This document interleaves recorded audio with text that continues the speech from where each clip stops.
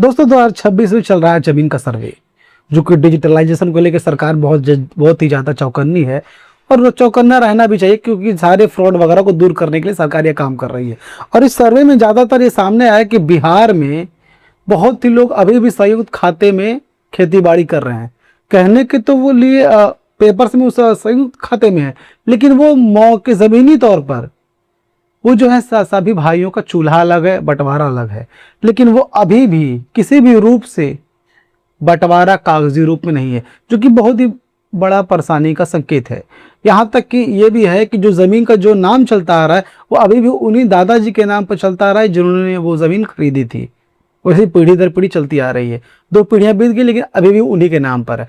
तो इसी चीज़ की को लेकर और इसी परेशानी को लेकर आज हम हल बताएंगे आपको, और उन परेशानियों का आज हम दूर कर देंगे जिससे आप परेशान हो सकते हैं, या फिर आप उसका हल भी बताएंगे आपको। ध्यान दीजिएगा, क्वेश्चन क्या है हमारा, दादा परदादा की पुश्तैनी ज़मीन अपने नाम कैसे करवाएं, वंशावली और आपसी बंटवारे को वो गुप्त नियम जो दलाल आपको कभी नहीं बताएंगे।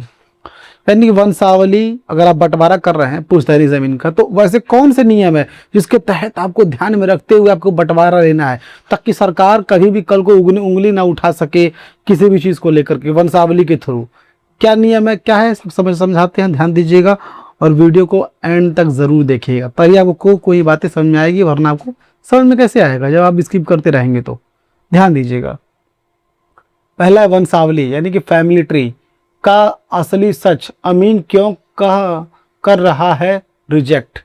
अब समझिएगा दोस्तों, वंशावली का सच क्या है। वंशावली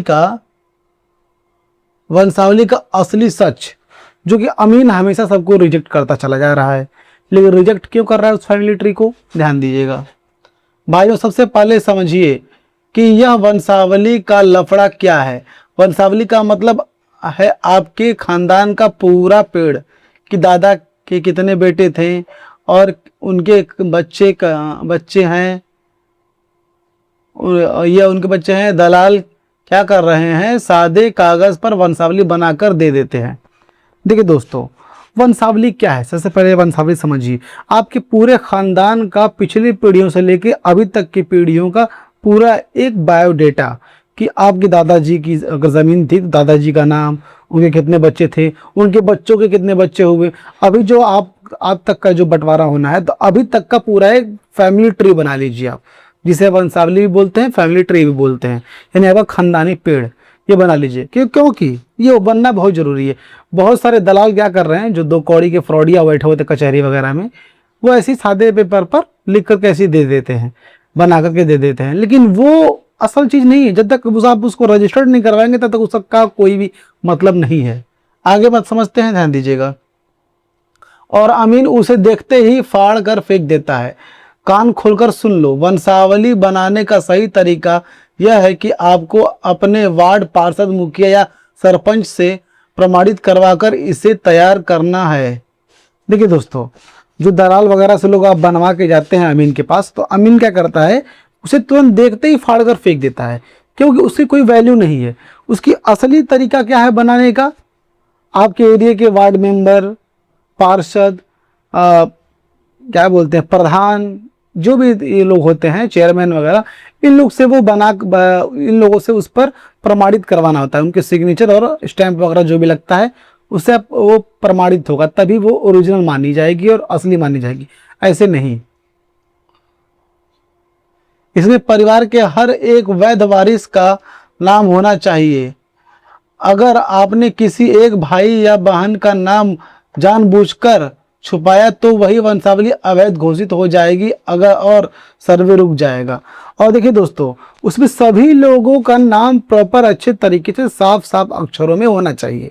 और अगर आप किसी भी लालच से, ज़मीन के लालच से या फिर किसी भी तरह के लालच से अगर आप उस वंशावली में भाई या फिर किसी बहन का या फिर किसी भाई का अगर आप नाम नहीं मेंशन करेंगे, तो अमीन क्या करेगा, अगर उसको पता चलेगा तो सर्वे के दौरान आपके डॉक्यूमेंट्स रिजेक्ट हो जाएंगे, और ये कानूनन अपराध माना जाता है, क्योंकि किसी का भी हिस्सा आप रोक नहीं सकते। कल को वो अगर उसको पता चलेगा तो आपको फिर जेल हो जाएगी, भुगतना पड़ेगा। इसलिए जिसका जितना हिस्सा बनता है सबका उसे जितने भी हिस्सेदार हैं, अब बच्चे हैं, औरतें हैं, लड़का है, लड़कियां हैं, सभी लोग का नाम उस वंशावली में मेंशन होना चाहिए। अगर आपने कुछ चोरी छुपे किया तो ये कानूनन अपराध तो है ही, अगर आपने किसी का भी नाम काटा तो। बहरहाल दिमागदार तो आप हैं ही, समझ गए होंगे। दूसरा क्या है, बिना कोर्ट कचहरी के आपसी बंटवारा यानी 100 रुपए का पंचनामा। देखिए दोस्तों, बिना, अगर आप चाहते हैं किसी भी कोर्ट कचहरी के चक्कर काटना नहीं चाहते, सोचते हैं कि हम शांति से बैठ करके ही आपस में ही जिसके भी जितने हिस्से में बंटवारा जमीन आनी चाहिए, प्रॉपर्टी कोई भी डॉक्यूमेंट्स आने चाहिए, तो उसको हम आपस में कैसे बंटवारा कर सकते हैं 100 रुपए के स्टाम्प पेपर पे। ध्यान दीजिएगा जरा। अब आते हैं सबसे बड़े सवाल पर कि भाइयों में बंटवारा तो हो गया है, पर हमारे पास कोर्ट का कोई कागज नहीं है, तो अमीन कैसे मानेगा। तो सुनो भाइयों, सरकार ने आपकी सहूलियत के लिए साफ कह दिया है कि कोर्ट जाने की कोई जरूरत नहीं है, आपको सिर्फ आपसी बंटवारा नामा यानी पंचनामा तैयार करना है। देखिए दोस्तों, लोग अक्सर इन सोच में पड़े हुए हैं, घबरा रहे हैं कि कल को जब अमीन आएगा सर्वे के लिए, प्रॉपर्टी सर्वे के लिए डॉक्यूमेंट्स वगैरह चेक करेगा, तो हम लोग तो बंटवारा कर चुके हैं आपसी बंटवारा, लेकिन हमारे डॉक्यूमेंट्स में मेंशन नहीं है। तो वो फिर से अगर मान लीजिए संयुक्त खाते में जमीन लिख देगा, तो उसमें क्या होगा, बेचने वगैरह में दिक्कत होती है। अगर एकजुट जमीन रहती है तो किसी भाई को अगर मान लीजिए जरूरत है बेचने की, तो वो बेचना चाहेगा तो वो बेच नहीं पाएगा, क्योंकि जब तक सारे भाइयों के नाम उस पर नहीं रहेंगे तो नहीं बिक पाएगा। तो ये दिक्कत होती है, इसलिए लोग बंटवारा करते हैं। तो सोचता कि अमीन आएगा तो कल को फिर ये दिक्कत हो जाएगा।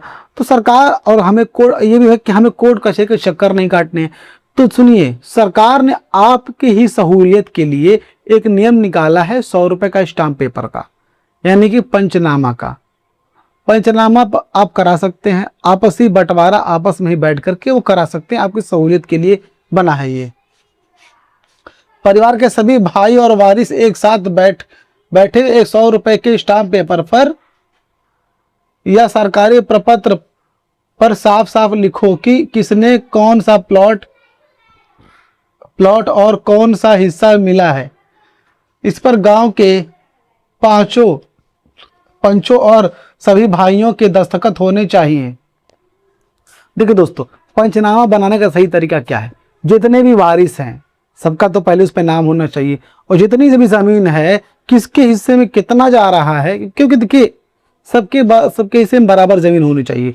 तो कौन सा हिस्सा कौन सा भाई ले रहा है वो सबके नाम पर मेंशन होना चाहिए, नाम के साथ कि इस एरिए का उस एरिए का, वो जमीन ये जमीन, इतना जमीन इतना जमीन, सारा चीज उस पर मेंशन होना चाहिए।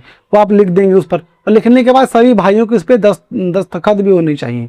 उसके बाद जो आपने 5 बुजुर्ग यानी 5 पंच जो आपने इकट्ठा किए हैं उनके भी उस पर दस्तखत होने चाहिए, तभी वो ओरिजिनल और प्रूफ माना जाएगा। अमीन इस पंचनामे को देखकर हर भाई के नाम से अलग अलग नया खतियान और रसीद जारी कर देगा, और अमीन जब आएगा सर्वे के लिए तो बहुत अच्छा काम करेगा। जितने भी भाई हैं सभी लोग के हिस्से में बराबर जमीन है, सब चीज है, क्या करेगा वो, सभी लोग के हिस्से में बराबर जमीन का खतियान में नाम चढ़ा देगा और रसीद काट देगा। और रसीद कटने लगेगी तो भाई साहब बहुत ही खुशखबरी है, आप बहुत ही सुरक्षित और बेहतर हो जाएंगे आप लोग। तो ये नियम है पंचनामे का, 100 रुपए का उस स्टाम्प पेपर का भी सरकार ने जुगाड़ निकाल दिया है। आगे बढ़ते हैं, ध्यान दीजिएगा। नीतीश सरकार का वो गुप्त नियम मृत रैयतों की जमाबंदी का सच। देखिए दोस्तों, नीतीश सरकार यानी बिहार सरकार का वो गुप्त नियम जो मृत रैयतों के लिए बनाया गया है, क्या है समझते हैं जरा। भाइयों, अब वो कड़वा सच सुनो जो दलाल आपको कभी नहीं बताएगा, क्योंकि इससे उनकी कमाई बंद हो जाएगी। बिहार सरकार ने डिजिटल सर्वे 2026 में साफ आदेश दिया है कि मृत रैयतों की जमाबंदी को उनके वारिसों के नाम पर अपडेट करने के लिए अब ब्लॉक के चक्कर नहीं काटने की जरूरत नहीं है। देखिए दोस्तों, बिहार सरकार ने ये नियम निकाल दिया है कि 2026 में ये देखिए, ये जो मरे हुए लोगों का जो जमाबंदी होता है, क्योंकि उन्हीं लोग का नाम तो चलता रहता है, तो अगर दलाल, ये जो नियम मैं बताने वाला हूं, क्योंकि दलाल आपको नहीं बताएगा, ना ही कोई गुड़ नुक्कड़ का अगल बगल आदमी बताएगा, क्योंकि अगर वो बातें पता चल जाएगी तो उनकी वो कमाई खत्म हो जाएगी जिस कमाई से उनका पेट पलता है। तो सबके पेट पे लात तो हम नहीं मारेंगे, लेकिन जो नियम है उसको बताना जरूरी है दोस्तों। तो बिहार सरकार ने यह नियम निकाला है कि सभी लोगों के डॉक्यूमेंट्स अपडेट करने के लिए अब आपको तहसील वगैरह जाने की जरूरत नहीं है, आप खुद से कर सकते हैं। जो लोग मर चुके हैं उसके बाद उनके जो वारिस हैं उनके नाम पर वो डॉक्यूमेंट्स चढ़ जाए मतलब अपडेट हो जाए, वो आप घर बैठे भी कर सकते हैं। आपको ज़्यादा वकीलों के या फिर दलालों को चक्कर काटने की जरूरत नहीं पड़ेगी। क्या वो नियम है, समझते हैं जरा। सरकार खुद उत्तराधिकारी के आधार पर नाम ऑनलाइन चढ़ाने का विशेष अभियान चला रही है।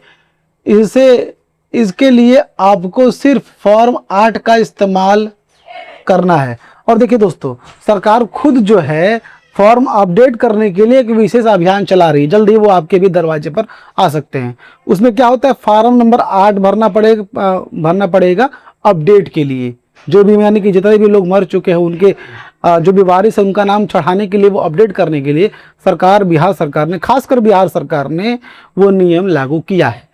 यानी कि भाई साहब बहुत ही अच्छी बात है। आपको कहीं ब्लॉक वगैरह के चक्कर में नहीं काटने पर पड़ेंगे और घर बैठे चाय पीते हुए आपका काम हो जाएगा। ताकि खतियान के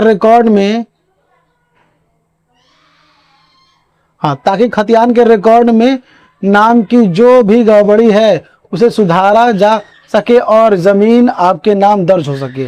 और ये इसलिए हो रहा है कि जो भी गड़बड़ी चल रही है आपके डॉक्यूमेंट्स में, उन दस्तावेजों में जो पहले वाले लोगों का नाम चलता आ रहा है, लोग मर चुके हैं और आपका नाम होना चाहिए, उनको सुधारा जा सके और आपकी ज़मीन को, डॉक्यूमेंट्स को सुधारा जा सके और आपकी ज़मीन को आपके सुपुर्द किया जा सके बहुत ही साफ और सिंपल तरीके से। आपको ज़्यादा परेशान नहीं देखना चाहती है सरकार। कभी कभी सरकार अच्छा काम सोच लेती है जनता के हित में, तो बहुत ही अच्छी बात है। आगे बढ़ते हैं, ध्यान दीजिएगा। अगर कोई भाई या पटीदार बेईमानी करे तो उसका इलाज क्या होगा। अगर मान लीजिए कोई भाई और पटीदार अगर कोई बेईमानी करता है तो उसका इलाज क्या है, क्या इलाज कर सकते हैं आप, कौन सी दवा दे सकते हैं आप, कौन सी जन्म घुट्टी पिला सकते हैं आप, जिससे वो सही हो सके। कैसे, समझते हैं जरा।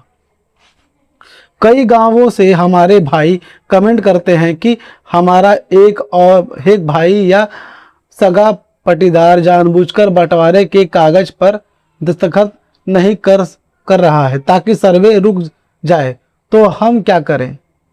तो भाइयों, अगर कोई पटीदार गद्दारी करे तो आपको डरने की जरूरत नहीं है। देखिए दोस्तों, क्या होता है कि सर्वे के दौरान ज़्यादातर लोग बदमाशी करते हैं, नहीं चाहते हैं कि बंटवारा वगैरह हो, सुख शांति बहाल हो, तो कोई ना कोई एक भाई जो है, पटीदार जो है, साइन करने से मना कर देता है उन दस्तावेजों पर, क्योंकि वो चाहता है ज़्यादा से ज़्यादा हड़पने के लिए, वो हड़पने के चक्कर में रहता है। तो अब उसके लिए घबराने की जरूरत नहीं है, क्योंकि वो तो गद्दार है। तो आप उस गद्दार के लिए घबराने की जरूरत नहीं है आपको। सब सरल तरीके हैं, समझते हैं जरा कैसे, ध्यान दीजिएगा।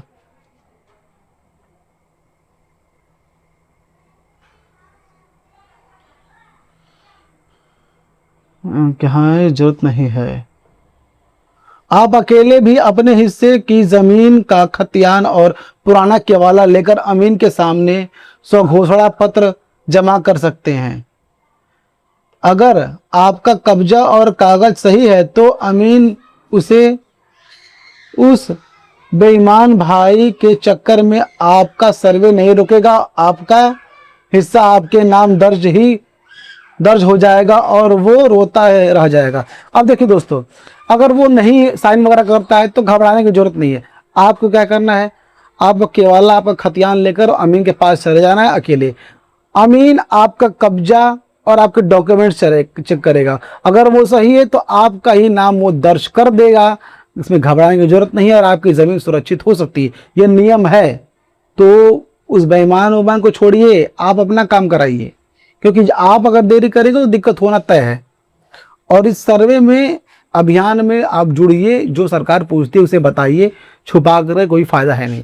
अब ध्यान दीजिएगा दोस्तों, अगर आप भी इस टॉपिक से रिलेट करते हैं, अगर आपको लगता है कि आप भी वंशावली के थ्रू पैतृक जमीन का बंटवारा करना चाहते हैं, तो घबराने की जरूरत नहीं। आप सीधे वकील से मिलिए, वकील से मिल करके सारे दस्तावेज वगैरह बना लीजिए, कोई भी दिक्कत हो रहा है तो, और वकील से ही बनवाइए। कोई दलाल या फिर कोई नुक्कड़ पे रहने वाला कोई चौधरी आदमी से मत पूछिए, क्योंकि उनको जानकारी नहीं होती है। वकील के थ्रू ही सारी चीज़ें बेहतर बनेगी। आप उनसे मिलिए और सारे उन डॉक्यूमेंट्स को बनवाने में लग जाइए, जो डॉक्यूमेंट्स आपको रिवायत दे, आपको महफूज करे, आपको ज़मीन को, आपके प्रॉपर्टी को महफूज करे। अब ध्यान दीजिएगा दोस्तों आपको ये वीडियो कैसा लगा?